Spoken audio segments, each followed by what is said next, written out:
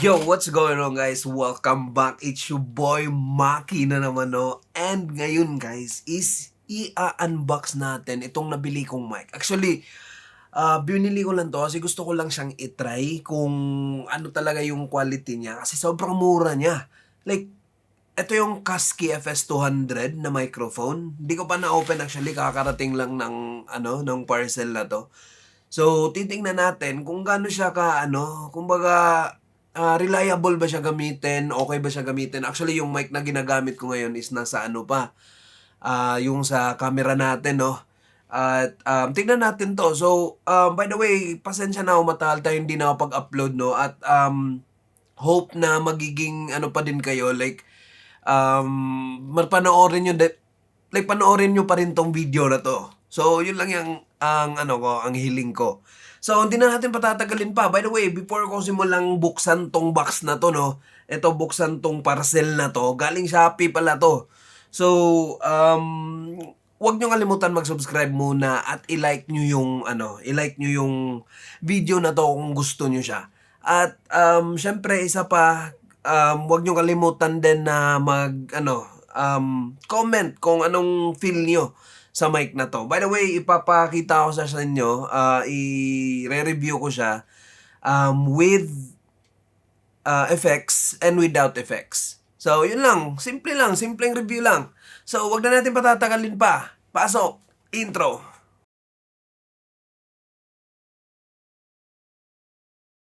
So, yan na nga, no? Ito na nga. Buksan na natin kasi baka madali pa tayo sa So, yan na. Buksan na natin. And may isang camera ako dito pala. Yung 360. Go 3S. Diyan yung makikita kung ano talaga yung Yan. Ayan, bubuksan na natin. Wala nang ano to. Yung iba, may mga kutsilyo pa eh. Saan? Wala na. Kamayan par. Walang yun. Kamayan. Hayop na yan. Yan o. Diba? Bukas na, may naman ako dito eh. May trash can naman ako dito. Yun! Ay, wala ka. Wait lang. Parang ganda ng box niyo, par. Yan oh. Kita nyo ba? Oh, ito yung harap. Ito yung harap niya. Baliktad. Ito yung harap niya. Yan. Ito yung harap niya. Ito. Tapos, siyempre, hindi na natin titignan yung harap niya, diba? Bubuksan na natin. Oh, hayop na yan. Wait. Magano ng kutsilyo. Alright. Again dynamic microphone pala siya. Ibig sabihin, hindi niya naman kailangan ng mga phantom power. Pero actually dual mode pala to. XLR siya, tsaka USB. Ito USB dynamic microphone, Kasky FS200. So, RGB na din siya. Pero ewan ko kung gagana ba to sa XLR. Kasi yung XLR, direct natin yan sa phantom power. Actually, unfortunately guys, ito sasabihin ko sa inyo. Ipapakita ko na lang sa inyo yung video na itatry natin siya gamit yung XLR. Kasi, as of the moment, sira yung phantom power ko. Yung ginamitan ko dito, ito, may mic ako dito. Ito, yung 80-20-20 ko. Sira siya. Actually, hindi nakakabit yan ngayon kasi wala, sira nga. Ewan ko kung saan ko nilagay yun. Pero, papakita ko muna sa inyo ngayon is yung USB niya. Siyempre, wag natin, buksan na natin ito. Hayop na yan. Nga pala, hindi ako sponsored nito pero kung gusto nyo bumili, nandyan lang sa sa comment section. Ewan ko kung saan, basta, ilagay ko yung link. So, buksan na natin. Ito, manual, siyempre, hindi natin need yan. Holy shit! Ito yung pinaka-mic. What? Secure na secure siya, oh. Ito yung nilagyan, oh. So, hindi talaga siya parang Ito na yung mic, ha. What? Alam niyo ba bakit ako nag-order ng ganito? Like dynamic. Ito. Alam niyo ba ito nag-order ng ganito? Kasi gusto kong hindi, like yung direct lang, parang ganyan. Actually, bala ko sana yung mga sure, pero sobrang mahal eh. Etong Kasky na lang, 'di ba? Mas mura. Ang gusto ko lang naman is yung direct lang sa ko. At saka, just wanted to let you know as well, ewan ko kung plastic ba to or metal to. Di ko alam. Pero, ewan ko. Tsaka, dual na din siya. Ito.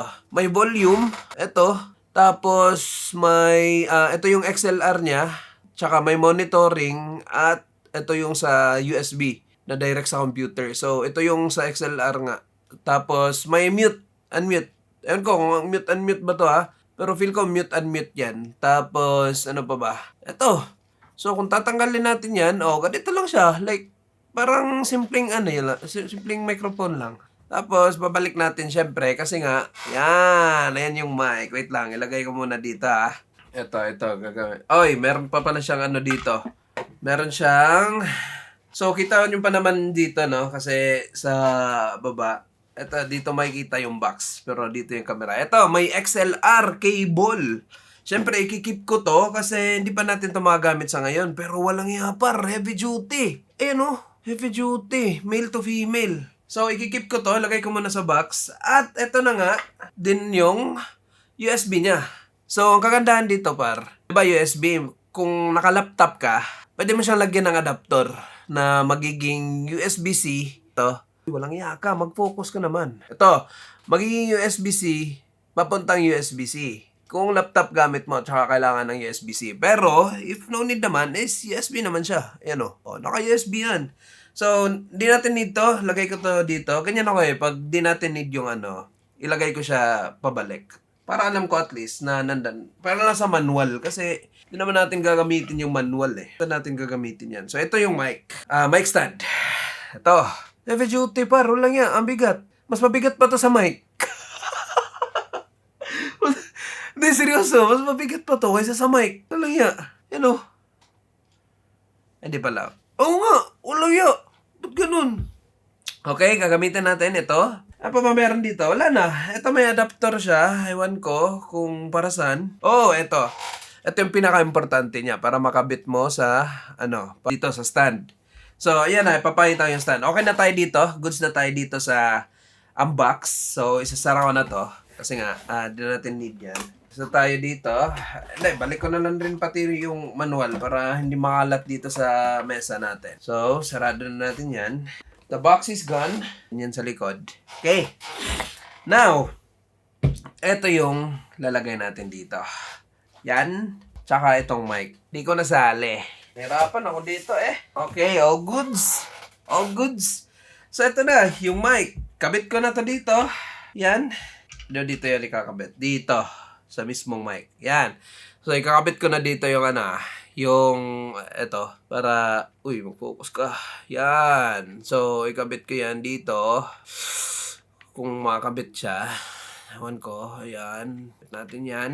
So, wala akong balak maggamit ng mga boom arm nito. Kasi bala ko siyang yan. Tapos, ito na. Talagya. Yun na yun. Diba?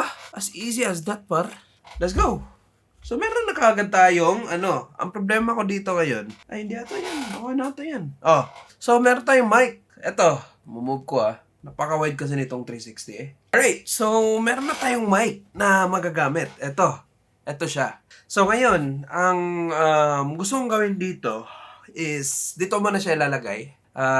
Ayaw mo ng, yung madami pang So, ikakabit ko na siya doon sa PC natin. Actually, naka-open ako ng PC ngayon So, tapos gagamitin natin si OBS. Kung OBS lang meron dito or Pero make sure na i-remove natin yung mga So, set up ko muna siya at babalian ko kayo, mga par. Okay, eto na yung mic.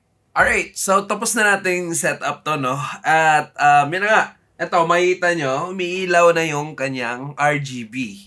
Papalapit ko din yan. Ito. Umiilaw na. Yan. So, umiilaw na yan. So, ang gagawin ko ngayon, dito sa PC ko, paparinig ko sa inyo, kung ano yung audio niya. Ito. So, ito, lapit natin kasi supposedly, malapit naman talaga to kasi dynamic mic to So, ako na bahala mag-setup. So, mga ganyan siguro. Pero itetest ko pa din na ganito kalapit. Tapos, ko yung volume. Okay? So, yan. Wali on ko yung volume, yan. So, sa OBS, may adjustment ako. Wait lang. Ganun ko lang. Alright, so ito. Ito yung audio niya. Yan, i-on ko onti-onti. At maririnig niya yan. Yan, so mga ilang percent ba tayo? Ewan ko, basta. Balik ko. Yan. So, ganyan pa lang. Yan na yung pinaka-sweet spot niya Ayan, ito. So, nasa mga 15 tayo decibels. So, gusto kong mga sa 12 siguro. Ganyan. So, sa kalagitnaan. Yan. Okay na. Hindi pa ata umabot ng 50% to. Pero, ayan. Goods na yan. Actually, nagpipik nga siya Nag-yellow Painahan ko nga konti. Yan. So, kahit ganyan lang, okay na ako sa audio niya. 'Di ba? So, mind you na wala pang effects yan. Ito ipapakita ko sa inyo kung ano yung may effects. Okay? So, lagyan ko siya ng effects. Tapos, yun pa rin. Dito sa settings, sa audio, papalitan ko na siya sa microphone. Eto. Yan yung may effects na. Sobrang lakas. Walang ya. So, pahinaan natin dito para hindi siya magpipik. Hello, hello.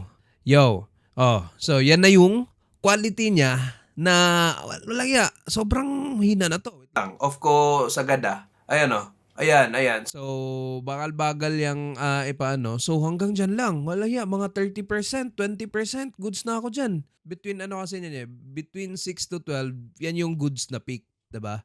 So, natutunan ko lang naman din yan sa mga mga videos na mga pinapanood ko dati. Kasi eto nga, while sineset up ko tong camera, sobrang addict ako sa camera na to noon. So, kaya ako hindi mapag-focus. So, yan na. Ayan yung peak ko. So, yan yung may audio effects. Yung audio effects na yan is like preset lang para malaman natin. So, wala ipakita sa inyo yung may effects siya. So, balik tayo sa walang effects. Kasi nga, yun. So, dito, turn off lang natin tong yan. So, turn off natin yan. Tapos, output audio. Eto. So, yan. Narinig nyo naman nyo. Mono siya. Parang naka-mono lang ata siya. So, palalakasan ko to. Yan. Pero alam ko, mas maganda yung may effects eh. Yan. So, ilalayo natin siya sa natin. So, yan. What if dyan ko ilagay? Tapos, i-turn on ko lang yung Ano nangyari? Hello? Okay. Hello? Hello, hello, hello, hello. Wait. Parang, nangyari? Naka-mute. Okay. Napindot. Wait. Napindot ko ata yung mute. Bobo. Ito. Napindot ko yung, sobrang sensitive pala nito, par. Ito. Alright. So, yun yung, yung kinalabasan ng with audio effects tsaka walang effects. So, ito naman ngayon, gagawin natin is, tignan natin kung anong distance magiging siya. Ito yung pinaka-pick ko. Ito yung pinaka-gusto kong level ng audio. So, mula dito, lang yan, nagpipick pa nga yan eh. Natin, yan. Check. Ito. So, mula dito, gusto ko siyang ilayo muna. Yan. Yan yung tunog niya. Yan. So, mga ilang inch ba to? Basta, isang ganyan. So, isang ganyan yung layo sa mic ngayon. Ayan, tignan nyo. At may pa sa bunganga ko. So, yan yung tunog niya. At itry nating iangat konti yung volume kasi medyo mahina lang siya. Yan. Alright, so goods na ako dyan. Actually, yan lang yung parang peak ko. Ayoko naman yung sobrang lakas din. So, for sure nito, baliktad yung ko. Kasi dito yung keyboard eh. Ito. Dyan yung keyboard. Tapos, for sure, itong mic na to. Dito to malagay. Dyan yan. Tapos, haharap yan sa bunganga ko. So, sobrang... Wait, na-mute ko na naman. Walang iya. So, nandyan yan ngayon. Mga, ewan ko na lang kung ilang pa yan. Tingnan nyo, yung mic. Sobrang layo na yan sa akin. At natin yung volume kung saan siya magpipik.